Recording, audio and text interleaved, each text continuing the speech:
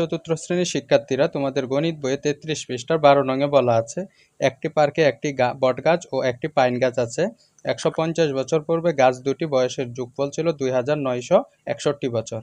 বর্তমানে পাইন গাছটির বয়স 1432 বছর। 200 বছর পর বটগাছটির বয়স কত হবে তা নির্ণয় করতে হবে। বন্ধুরা, তোমরা একটা জিনিস খেয়াল করো, 150 বছর পূর্বে মানে আগে বছর, তো 250 বছর আগে যেহেতু ছিল, তাহলে এখন বর্তমানে বের করতে হলে দুইটি গাছের বয়স যোগ করতে হবে।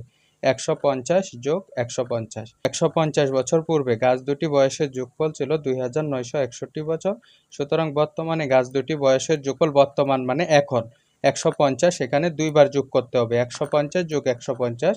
প্রশ্ন করতে পারো যে এখানে দুইবার কেন হলো, কারণ একটি বট গাছ এবং একটি পান গাছ আছে, দুইটির বয়সে ছিল 150 বছর আগে 2961 বছর, বর্তমানে হবে 3261 বছর, মানে পাইন গাছটির বয়স 1432 বছর।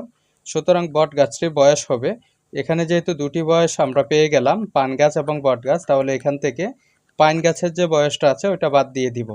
বাদ দিয়ে দিলে হচ্ছে 1829 বছর। কিভাবে বাদ দিবা, মানে বিয়োগ 1, 1829 বছর। তো বন্ধুরা, এখানে আবার বলা আছে 200 বছর পর বট গাছটির বয়স কত হবে, তাহলে 200 বছর পরে হবে, মানে যোগ করতে হবে। 1829 যোগ 200 সমান